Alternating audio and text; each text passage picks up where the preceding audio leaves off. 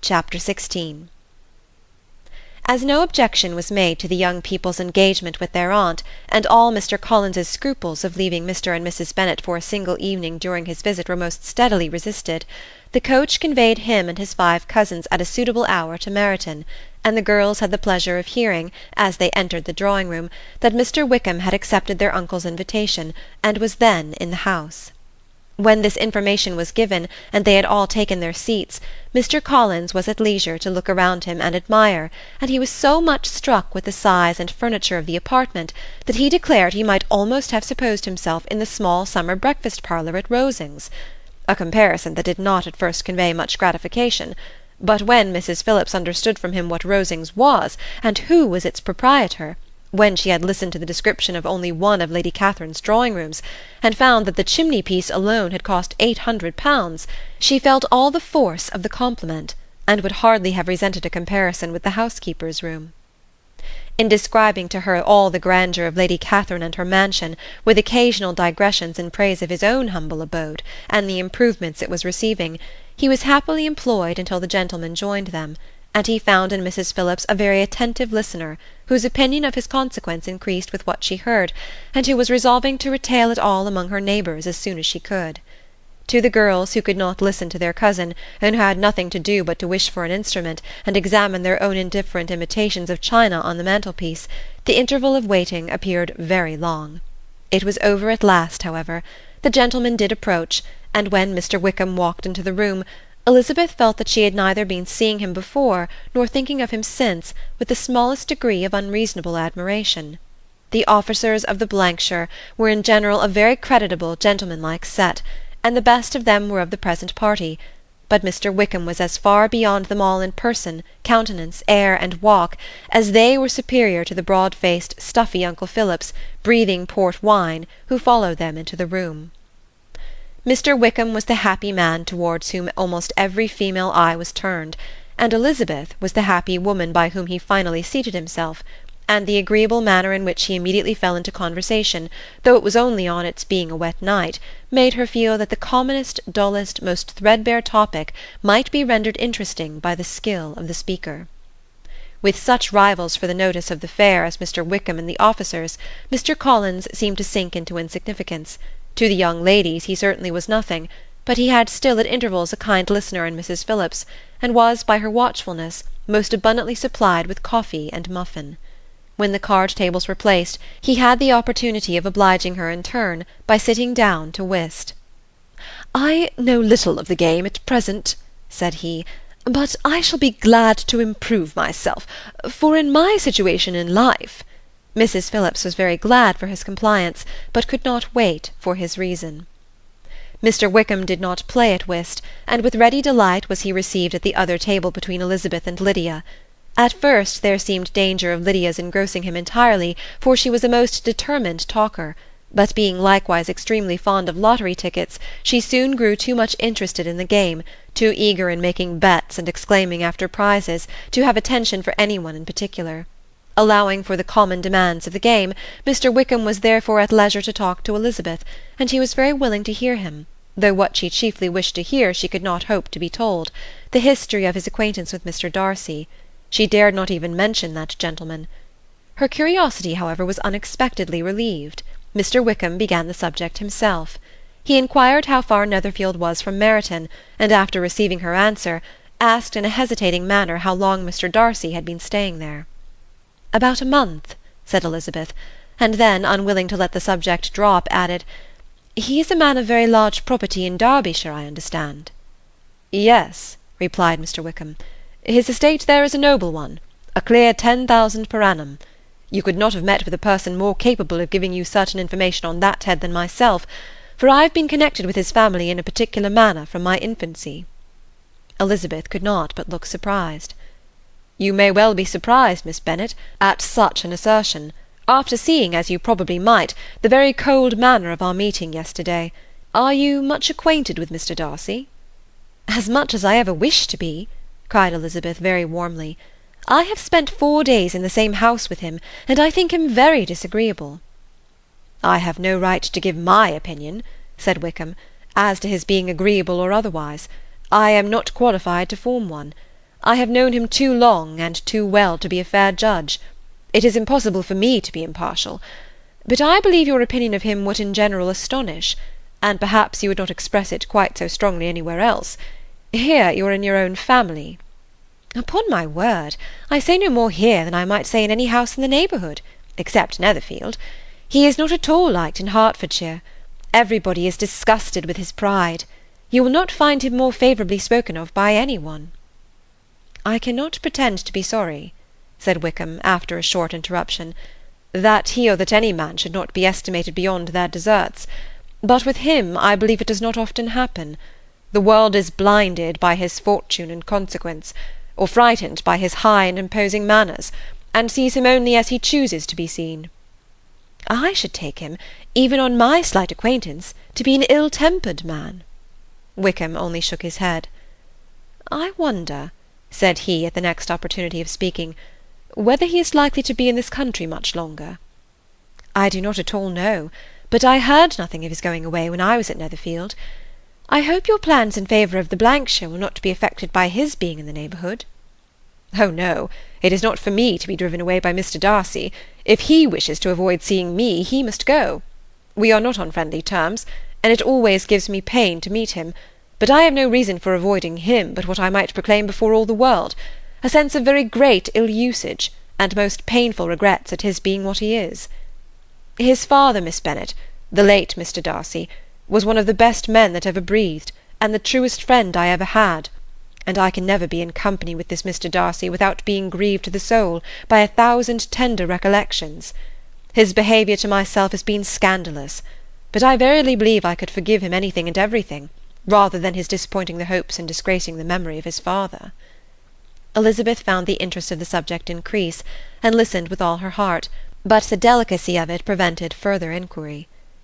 Mr. Wickham began to speak on more general topics, Meryton, the neighbourhood, the society, appearing highly pleased with all that he had yet seen, and speaking of the latter with gentle but very intelligible gallantry. It was the prospect of constant society, and good society, he added, which was my chief inducement to enter the Blankshire. I knew it to be a most respectable, agreeable corps, and my friend Denny tempted me further by his account of their present quarters, and the very great attentions and excellent acquaintances Meryton had procured them. Society, I own, is necessary to me. I have been a disappointed man, and my spirits will not bear solitude. I must have employment and society. A military life is not what I was intended for, but circumstances have now made it eligible. The church ought to have been my profession. I was brought up for the church, and I should at this time have been in possession of a most valuable living, had it pleased the gentleman we were speaking of just now. Indeed? Yes. The late Mr. Darcy bequeathed me the next presentation of the best living in his gift. He was my godfather, and excessively attached to me. I cannot do justice to his kindness. He meant to provide for me amply, and thought he had done it, but when the living fell, it was given elsewhere. Good heavens! cried Elizabeth. But how could that be? How could his will be disregarded? Why did not you seek legal redress? There was just such an informality in the terms of the bequest as to give me no hope from law. A man of honour could not have doubted the intention, but Mr. Darcy chose to doubt it, or to treat it as merely a conditional recommendation, and to assert that I had forfeited all claim to it by extravagance, imprudence, in short, anything or nothing. Certain it is that the living became vacant 2 years ago, exactly as I was of an age to hold it, and that it was given to another man, and no less certain is it that I cannot accuse myself of having really done anything to deserve to lose it. I have a warm, unguarded temper, and I may have spoken my opinion of him and to him too freely. I can recall nothing worse. But the fact is that we are very different sort of men, and that he hates me. This is quite shocking. He deserves to be publicly disgraced. Some time or other he will be, but it shall not be by me. Till I can forget his father, I can never defy or expose him. Elizabeth honoured him for such feelings, and thought him handsomer than ever as he expressed them. But what, she said after a pause, can have been his motive? What can have induced him to behave so cruelly? A thorough determined dislike of me, a dislike which I cannot but attribute in some measure to jealousy. Had the late Mr. Darcy liked me less, his son might have borne with me better. But his father's uncommon attachment to me irritated him, I believe, very early in life. He had not a temper to bear the sort of competition in which we stood, the sort of preference which was often given me. I had not thought Mr. Darcy so bad as this, though I have never liked him. I had not thought so very ill of him. I had supposed him to be despising his fellow creatures in general, but did not suspect him of descending to such malicious revenge, such injustice, such inhumanity as this. After a few minutes' reflection, however, she continued, I do remember his boasting one day at Netherfield of the implacability of his resentments, of his having an unforgiving temper. His disposition must be dreadful. I will not trust myself on the subject, replied Wickham. I can hardly be just to him. Elizabeth was again deep in thought, and after a time exclaimed, To treat in such a manner the godson, the friend, the favourite of his father! She could have added, A young man, too, like you, whose very countenance may vouch for your being amiable. But she contented herself with, And one, too, who had probably been his companion from childhood, connected together, as I think you said, in the closest manner. We were born in the same parish, within the same park. The greatest part of our youth was passed together, inmates of the same house, sharing the same amusements, objects of the same parental care. My father began life in the profession which your uncle, Mr. Phillips, appears to do so much credit to, but he gave up everything to be of use to the late Mr. Darcy, and devoted all his time to the care of the Pemberley property. He was most highly esteemed by Mr. Darcy, a most intimate, confidential friend. Mr. Darcy often acknowledged himself to be under the greatest obligations to my father's active superintendence, and when, immediately before my father's death, Mr. Darcy gave him a voluntary promise of providing for me, I am convinced that he felt it to be as much a debt of gratitude to him as of his affection to myself. How strange! cried Elizabeth. How abominable! I wonder that the very pride of this Mr. Darcy has not made him just to you. If from no better motive, that he should not have been too proud to be dishonest, for dishonesty I must call it. It is wonderful, replied Wickham, for almost all his actions may be traced to pride, and pride had often been his best friend. It has connected him nearer with virtue than with any other feeling. But we are none of us consistent, and in his behaviour to me there were stronger impulses even than pride. Can such abominable pride as his have ever done him good? Yes, it has often led him to be liberal and generous, to give his money freely, to display hospitality, to assist his tenants and relieve the poor. Family pride and filial pride, for he is very proud of what his father was, have done this. Not to appear to disgrace his family, or lose the influence of the Pemberley house, is a powerful motive. He has also brotherly pride, which with some brotherly affection makes him a very kind and careful guardian of his sister, and you will hear him generally cried up as the most attentive and best of brothers. What sort of a girl is Miss Darcy? He shook his head. I wish I could call her amiable. It gives me pain to speak ill of a Darcy. But she is too much like her brother, very, very proud. As a child she was affectionate and pleasing, and extremely fond of me, and I have devoted hours and hours to her amusement. But she is nothing to me now. She is a handsome girl, about 15 or 16, and I understand highly accomplished. Since her father's death her home has been London, where a lady lives with her and superintends her education. After many pauses and many trials of other subjects, Elizabeth could not help reverting once more to the first, and saying, I am astonished at his intimacy with Mr. Bingley. How can Mr. Bingley, who seems good humour itself, and is, I really believe, truly amiable, be in friendship with such a man? How can they suit each other? Do you know Mr. Bingley? Not at all. He is a sweet-tempered, amiable, charming man. He cannot know what Mr. Darcy is. Probably not, but Mr. Darcy can please where he chooses. He does not want abilities. He can be a conversable companion if he thinks it worth his while. Among those who are at all his equals in consequence, he is a very different man from what he is to the less prosperous. His pride never deserts him, but with the rich he is liberal-minded, just, sincere, rational, honourable, and perhaps agreeable, allowing something for fortune and figure. The whist party soon afterwards breaking up, the players gathered round the other table, and Mr. Collins took his station between his cousin Elizabeth and Mrs. Phillips. The usual inquiries as to his success was made by the latter. It had not been very great. He had lost every point, but when Mrs. Phillips began to express her concern thereupon, he assured her with much earnest gravity that it was not of the least importance, that he considered the money as a mere trifle, and begged that she would not make herself uneasy. "I know very well, madam," said he, "that when persons sit down to a card-table they must take their chances of these things, and happily I am not in such circumstances as to make 5 shillings any object. There are undoubtedly many who could not say the same, but, thanks to Lady Catherine de Bourgh, I am removed far beyond the necessity of regarding little matters." Mr. Wickham's attention was caught, and after observing Mr. Collins for a few moments, he asked Elizabeth in a low voice whether her relation was very intimately acquainted with the family of de Bourgh. "Lady Catherine de Bourgh," she replied, "has very lately given him a living. I hardly know how Mr. Collins was first introduced to her notice, but he certainly has not known her long."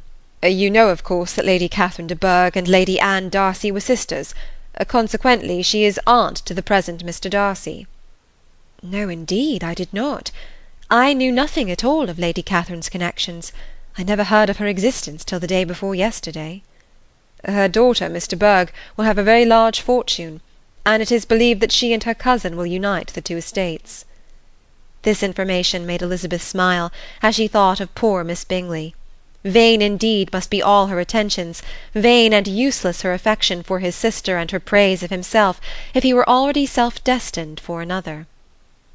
"Mr. Collins," said she, "speaks highly both of Lady Catherine and her daughter, but from some particulars that he has related of her ladyship, I suspect his gratitude misleads him, and that in spite of her being his patroness, she is an arrogant, conceited woman." "I believe her to be both in a great degree," replied Wickham. "I have not seen her for many years, but I very well remember that I never liked her, and that her manners were dictatorial and insolent. She has the reputation of being remarkably sensible and clever, but I rather believe she derives part of her abilities from her rank and fortune, part from her authoritative manner, and the rest from the pride for her nephew, who chooses that every one connected with him should have an understanding of the first class." Elizabeth allowed that he had given a very rational account of it, and they continued talking together, with mutual satisfaction, till supper put an end to cards, and gave the rest of the ladies their share of Mr. Wickham's attentions. There could be no conversation in the noise of Mrs. Phillips's supper-party, but his manners recommended him to everybody. Whatever he said was well said, and whatever he did, done gracefully. Elizabeth went away with her head full of him. She could think of nothing but of Mr. Wickham, and of what he had told her all the way home, but there was not time for her even to mention his name as they went, for neither Lydia nor Mr. Collins were once silent. Lydia talked incessantly of lottery tickets, of the fish she had lost and the fish she had won, and Mr. Collins, in describing the civility of Mr. and Mrs. Phillips, protesting that he did not in the least regard his losses at whist, enumerating all the dishes at supper, and repeatedly fearing that he crowded his cousins, had more to say than he could well manage before the carriage stopped at Longbourn House. End of Chapter 16.